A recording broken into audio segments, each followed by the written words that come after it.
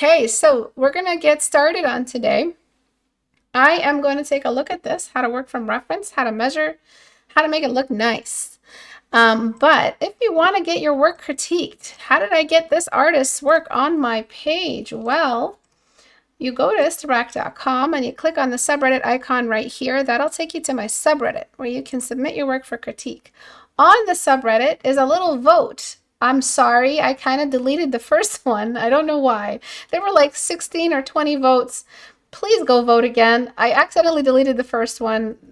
Reddit changed their stuff around and I thought I was trying to pin it, but I just messed it up. Okay, just go re-vote, please, so I get a good, accurate representation of what everybody wants. But book cover is winning. Let's talk about this challenge for a quick minute. The winners get a portfolio review session with me. I sit down with you in a private call and basically tell you what you need to do to get better at art. I look at all your work and do a portfolio review. You get my masterclass for free. It's like $100 value, and you get it for free. My brushes, Portrait Studio, which is also $100 value, and the option to attend the critique hour with me. After you win, you will join the call with me.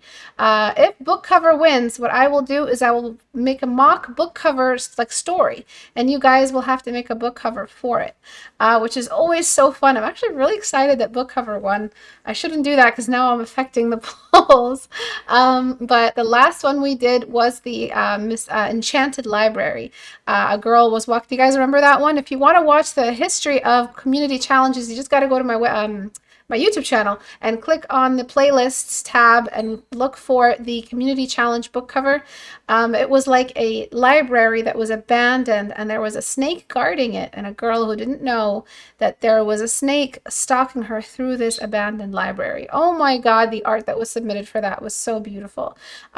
Please check it out. But the book cover that I will write up for you guys will be different for this time. But yeah, for a book cover, you got to put the title, you got to put the author, you got to do everything. It's going to be really, really fun. I most likely will go for book cover, even though the others will win. But I'm pretty sure it'll win because you guys were, it was just like all the way up here. But I deleted the voting thing for some reason. I don't know who deleted it. It wasn't me. So that's how you can submit your work for critique. You just submit it to the subreddit right here. And if you want to purchase anything that I have for sale, both my masterclass and Portrait Studio are both on sale if you guys want to grab yourselves a copy. So let's get, I just need 18,000 votes. So let's get started. Hi, Lex. Hello, Scar. Hello, Ego Arts. Okay, so first things first, if you are not putting your reference beside your piece, you're gonna have a bad time. All right, so let's start with that. Let's put it beside the piece. The next thing, if you're gonna do a grayscale recreation of what you had in your reference, you gotta grayscale your reference too. Very, very logical choice. All right, you change the background value, that's fine. Let's talk about measurement. So when we measure, we always have to find the cranium first. It's just a general averaging location of where the cranium would be. It doesn't have to be perfect. And then what we do is we find where that head connects into that cranium. Look at what I'm doing. I am drawing over the reference. Really, really important step. It helps you get acquainted with what you're about to study. I find the symmetry line, which is the line that cuts through the whole head vertically. There's also the feature symmetry line, which sits on top of the features. You can also draw that. It is not the same line as the line that cuts through the whole head. Then the horizontal symmetry lines, all right, the ones that sit perpendicular to the vertical line. And then that helps you find the position of the horizontal symmetry line for the two lip corners, the two nostrils, the eyebrows, all of them. If you find the eyes, you find everything else. The horizontal symmetry line also helps you find the horizontal symmetry line for the chin. The chin is flat at the front. It kind of faces forward. All right, then we find where the ear is. And we can see here, your symmetry lines are all over the place. You had one here, and one here. These are all parallel. Take a look. You guys know what parallel means? What does parallel mean? Can anybody help me out? Right, these are all parallel. These are not parallel. They're all doing their own thing. They're all unique.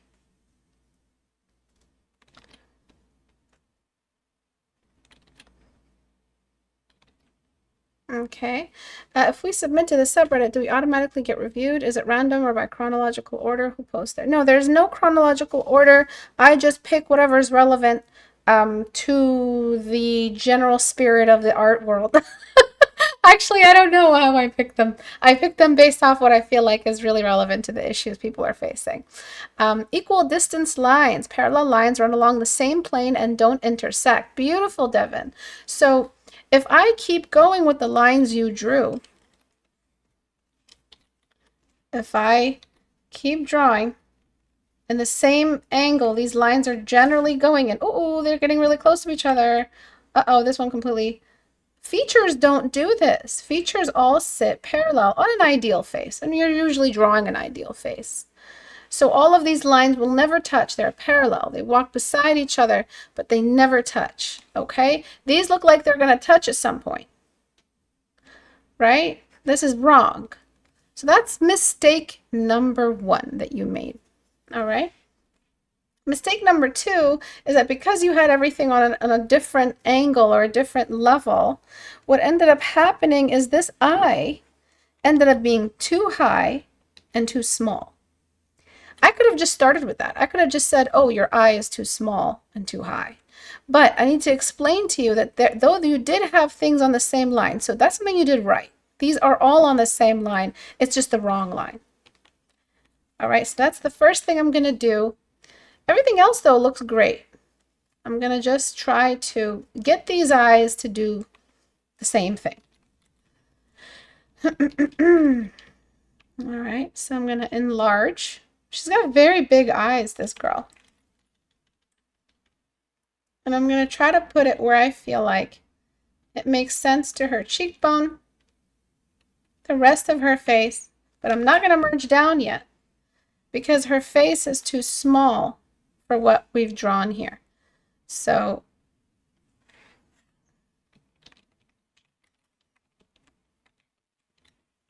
all right, so I'm just going to try to get us to be on the same general level as the reference, the same lines, right? Trying to get everything to be on the same line. Mistakes come out really, really quickly when we work like that. All right. So that's on the same line. That's going there. So you have to ask yourself as an artist, how much do I care about my art? Do I care about my art to pick up the ruler I swore never to pick up again after math class in high school? Or do I, wait, I got lost in my sentence. Do I care? You have to know, you have to ask yourself, are you ready to go back to the ruler? There is a level of art that is inescapably math, inescapably measurement, not really math in that you're calculating or quantifying or doing any kind of math function, but it's math in that there's numbers involved, measurement involved, and being true to the measurement, being strict with the measurement. That is a degree that, you know, not a lot of students want to even look at anymore, ever again, for as long as they live. That's a degree of math they just want to leave behind. I don't blame them. I hate math too, but I respect it.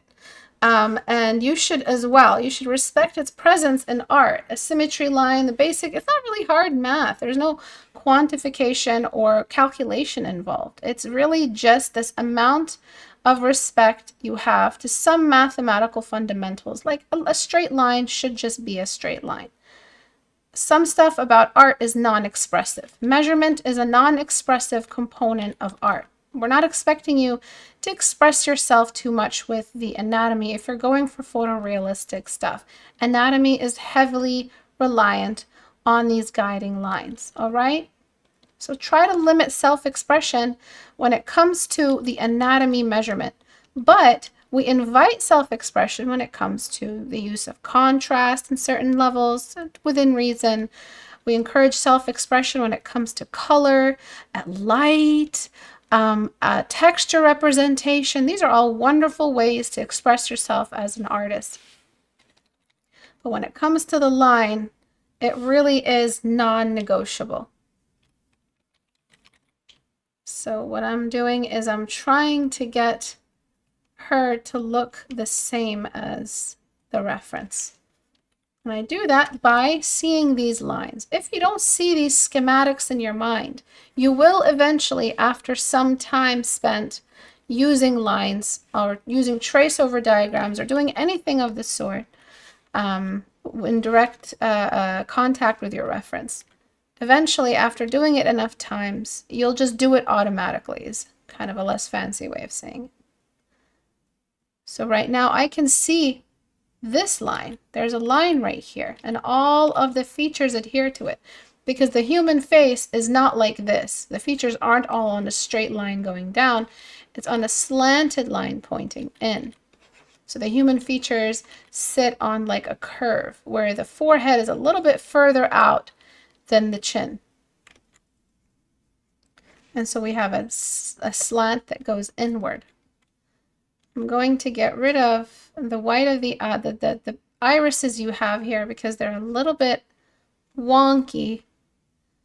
And I'm going to try to connect the cheek of the background to the rest of the face.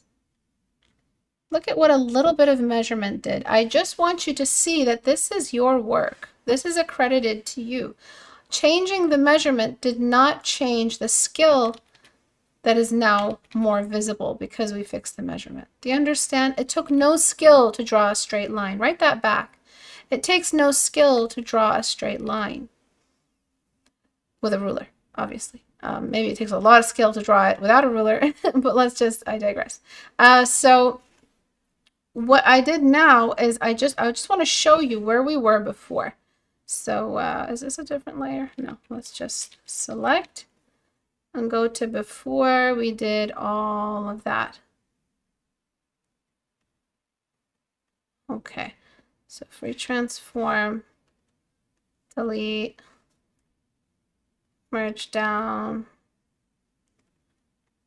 and then paste. Take a look. Just lines. Please take a look. Only lines. The face looks more human.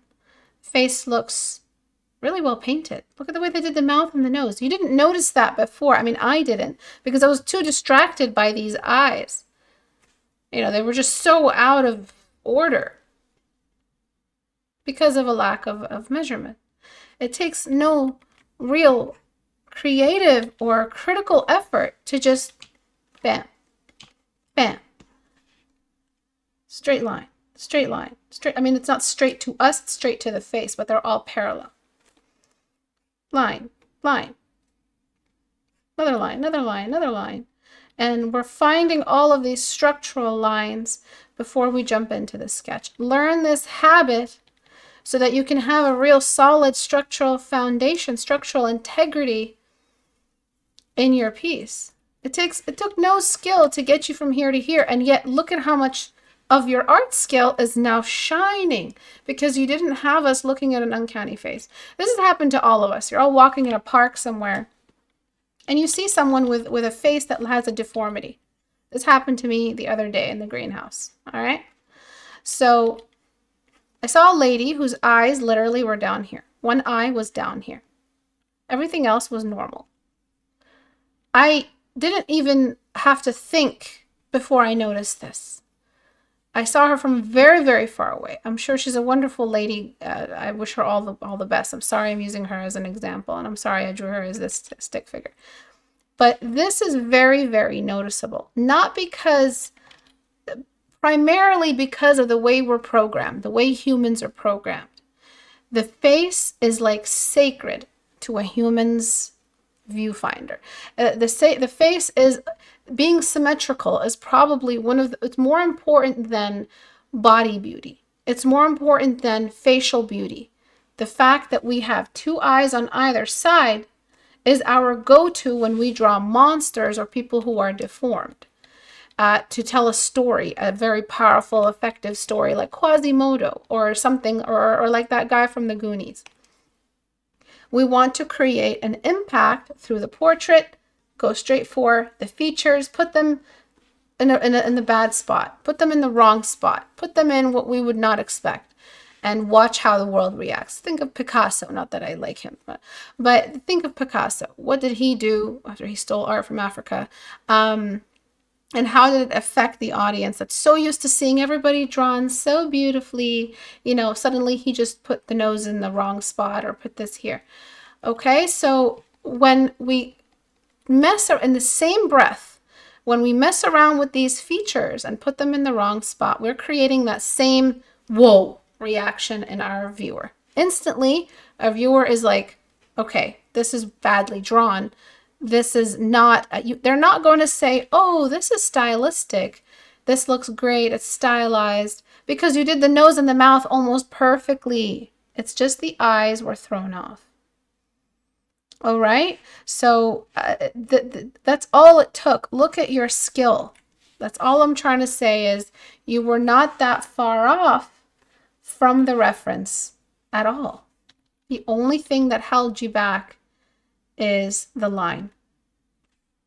Just a little bit of measurement. You ended up creating accidentally, unintentionally creating something that looked deformed. Okay, so what's next? It would just be the hair texture. So I really want to get rid of it, but I want to get rid of it in a way that's it's still there. So the hair texture you did is just too in the way. It's a repeated pattern. We want it to be a suggestion of a pattern. We don't want it to actually eat up the piece. So I'm just going to get rid of most of it.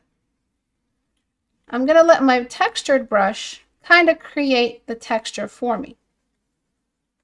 And just doing repeated textures in different amounts. Letting the texture stay very abstract and painterly.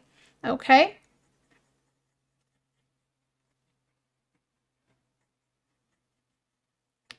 Letting the silhouette of the texture do more work than the inside of the texture, meaning I'm letting my brush create the texture on the outside. Never try to actually paint hair. You're always creating the illusion of the texture. This is more than enough for the viewer's eye. We didn't need all those little swirls. I know that the hair swirls. I know that the hair looks like swirls if we zoomed up, but that's not what it looks like collectively. So after all that is done, what I'm going to do is block in some of the surface areas of the face. So we have the shadow of the eye socket, the cheekbones going down towards the face, the shadow of the lower half of the face. Now I'm blocking in. All right, we have a lot of the shadow of the body. That's all good. And then we've got the thickness of the neck, which is, it's not quite right. So filter, liquefy. So what are the main points I covered today? Why are they so important? So the thickness of the neck was a big deal because it makes her look a little bit more natural.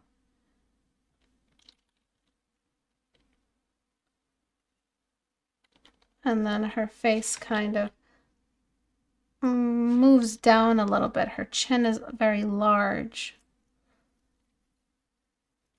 Not very, very large. It's much larger compared to the one you drew, which is a lot more delicate looking. And her eyes are looking forward.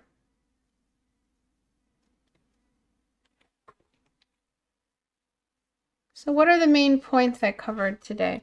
And then I'm just blocking in some more. Blocking in the cheek right there very delicately as I can, making sure that the shadow of the hair is really taking over. Not relying too heavily on highlights. If you follow the symmetry of the sphere, it's pure gorgeous waiting to be seen. Yes, Well said. So you have a lot more skill than you know and can show. And the only way to show it is to start respecting measurement a little bit. Because it's unfortunate you put so much work into your features, which are really well drawn, but they were all in the wrong spot. Also, big suggestion from me to you, delay the pupils and the iris. They're just going to get in the way of you being able to pull off some of this detail here. The structure of the eye, all of that.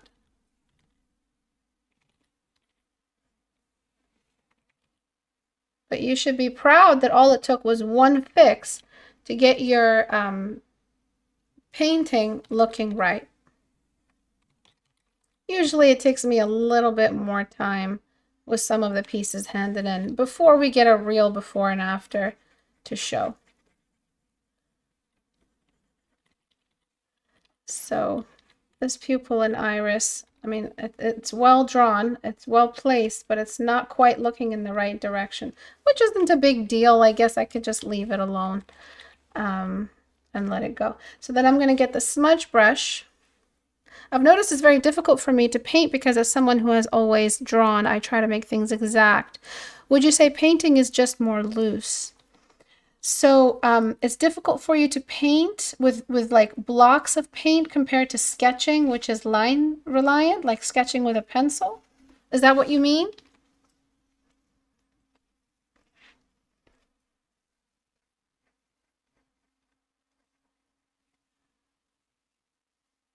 Every Tuesday and Thursday I stream.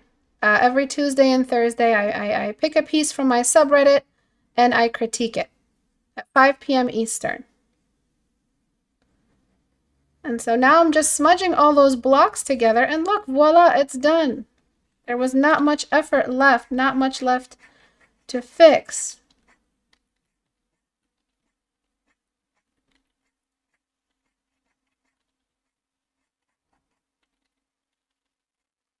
I mean, I probably didn't even need to mess with the body that you painted. I just needed to reorganize it, but I wanted to make it just a little bit darker.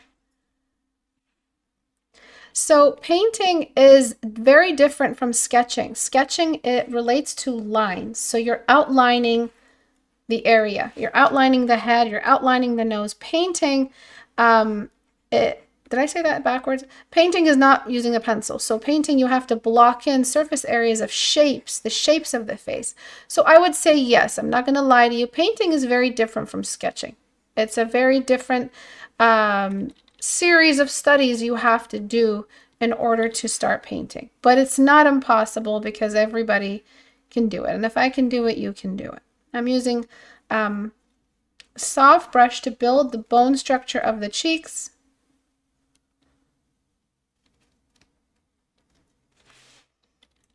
And this girl's smiling a bit. The other one isn't so much. It's not much to smile about in America these days, so I don't blame her. And I'm just going to place in the other pupil, making sure that it looks right. So I'm just going to delete the white of the eye so I can place it perfectly. Usually to make sure the gaze looks accurate, I zoom out and I try to make sure that it's compressed, the iris is compressed enough. So I compress it so it looks like it's rotated.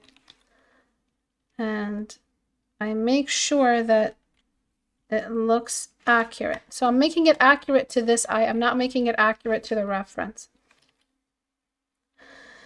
More often than not, I notice I do try to spell it out. I think it's because I'm used to trying for realism.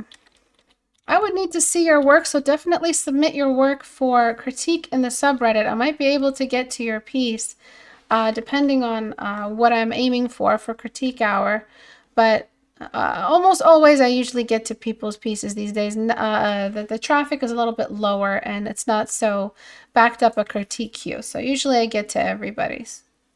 But it's every Tuesday and Thursday. And what do you mean by exact? Painting things exactly, it's not quite I'm not sure I understand the question. Is it that you're worried about transferring your sketching skills into painting skills? And you're worried that painting isn't as exact as using a pencil? It is very exact. You can definitely pull off what you can do with a pencil with a paintbrush. It's just you're shrinking the paintbrush enough to a pencil size. You're eventually executing the same amount of detail with the same size brush. You're just thinking about whole sections, whole values instead of outlines. All right, and then I'm just going to darken her skin a little bit extra. And a new layer on darken. And what that's going to do is give me a chance to bring back the value of her skin. Really, and much more picky, much more strict. Make sure that she's exactly the same value as in the reference. So I start off with the white of the eyes. Those get deleted back to where they were. And I start off with, the next thing is the triangle of the side of the nose. So this triangle right here. Okay. And then making sure I'm only deleting where I really need it. Dark skin, African skin, is all about the highlight. More than anything. It's gotten dark enough that we don't have mid-tones anymore, really. And then collective movement that way. Collective movement down that way for the highlight, and then just making sure that the original highlight value, which looked a little bit light-skinned a little bit, isn't quite the same, isn't there anymore. So I'm just going to blend this out a little bit more, just trying to make sure the skin tone feels that same level of shininess that she has here. And you painted these features very, very nicely.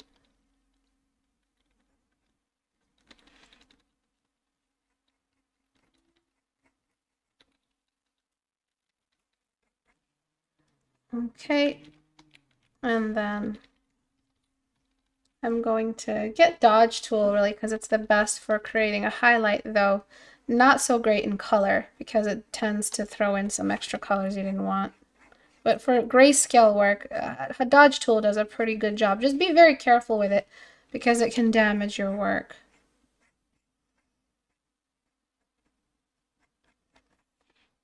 And from a distance, I'm trying to create that sheen, that shine. Spike all those values where they're supposed to go. Not quite the likeness I want to go for, but better than where we were. And the white of the eye is really highlighted. I'm not sure if this was highlighted after the photo was taken, but the whites of the eyes are very white.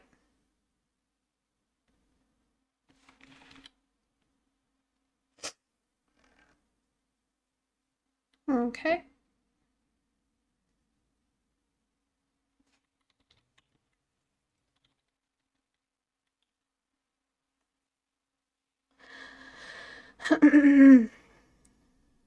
Implying detail isn't less realistic. It's actually how our brains digest what we see anyway. I would say painting is more like sculpture and drawing is more like mapping edges. Oh, beautifully put. Yes.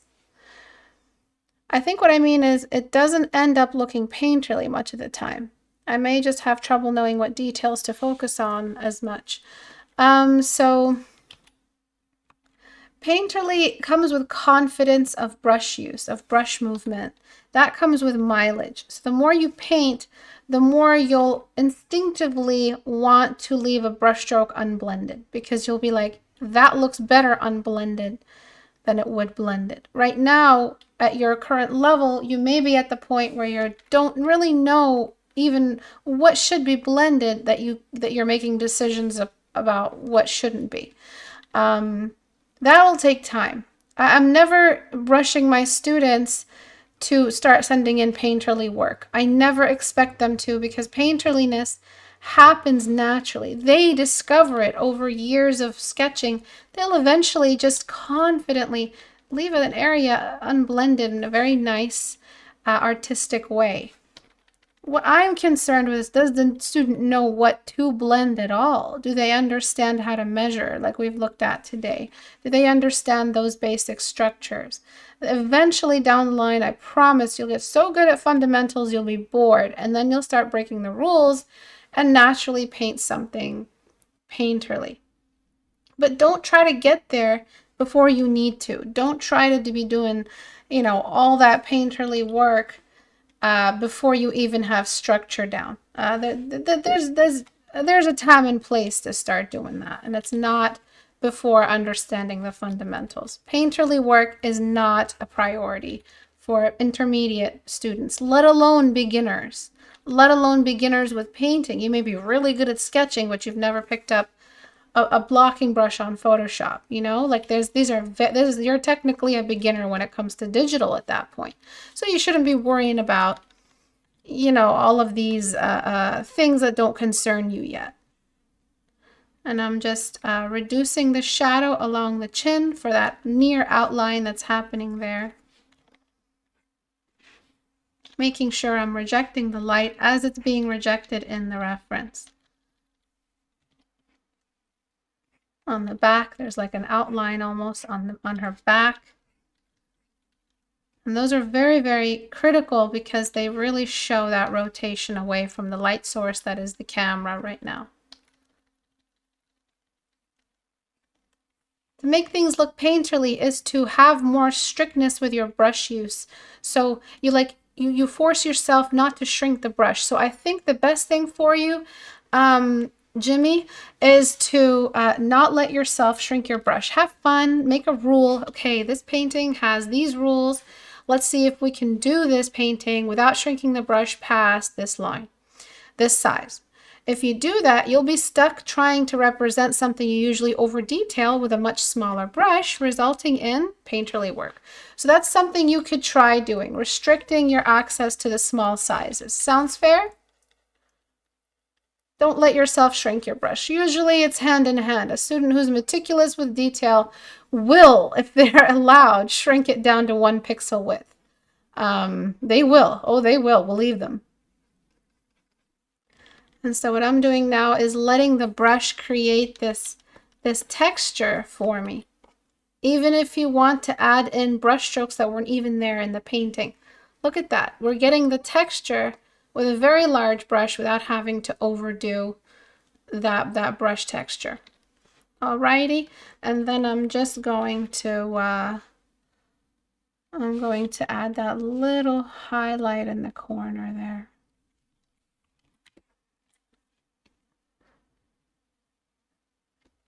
So please vote for the next challenge. Do you guys want to paint a mock book cover for me? You win a lot of stuff.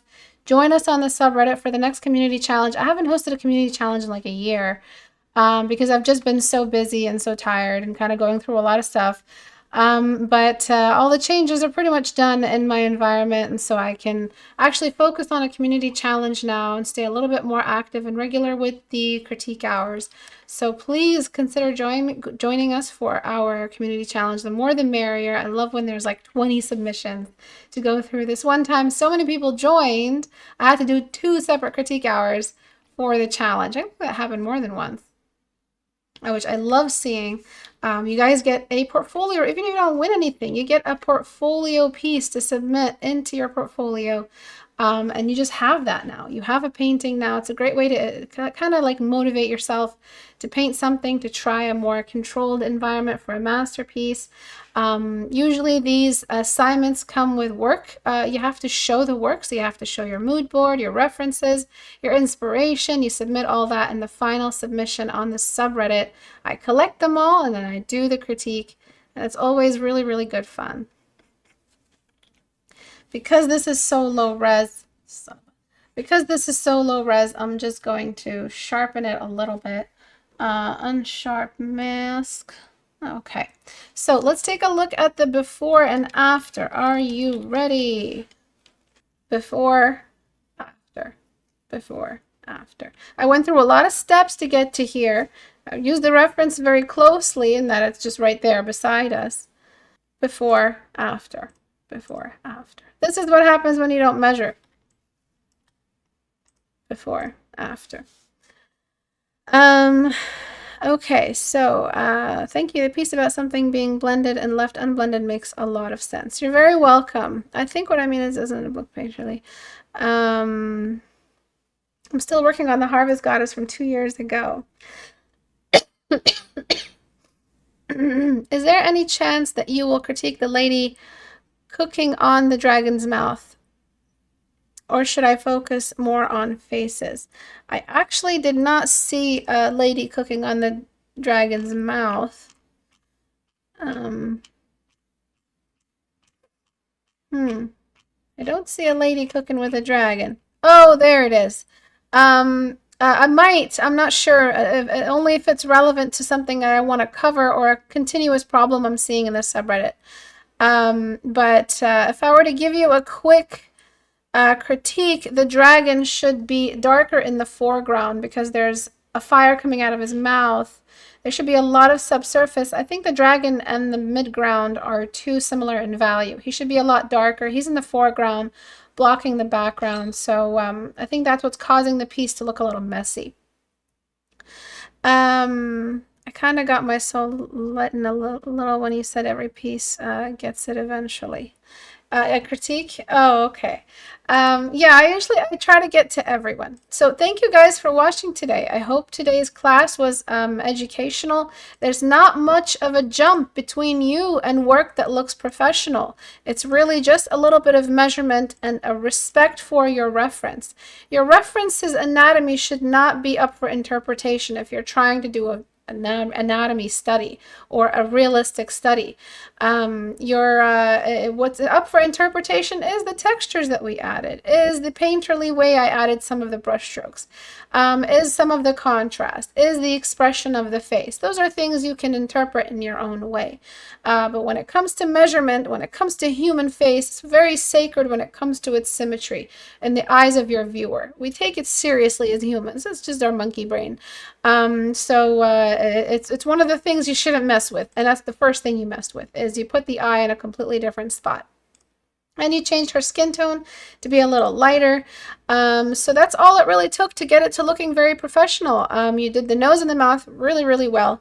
Thank you guys for watching. I'll see you guys next time, Thursday at 5 p.m. Eastern this week. Okay, so for those who were asking about the schedule, it's every Tuesday and Thursday at 5 p.m. Eastern time.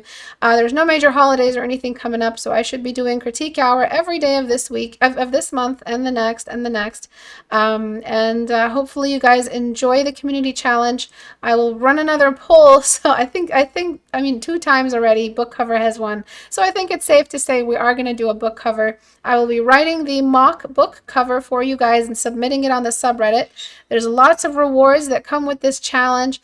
Thank you guys so much for joining. If you guys want to submit your work for critique, all you got to do is go to istebrak.com. That's where you can find all the links to my store for Portrait Studio, a reference software, my masterclass on how to paint portraits, everything you need to know about portraits, and both are on sale. Private tutoring if you're interested in that, if you want to get in the waiting list. And there is the subreddit link right here at the top right, and that'll take you to the subreddit where you can submit your work for critique, which is where I picked today's piece. Thank you guys for coming. Bye.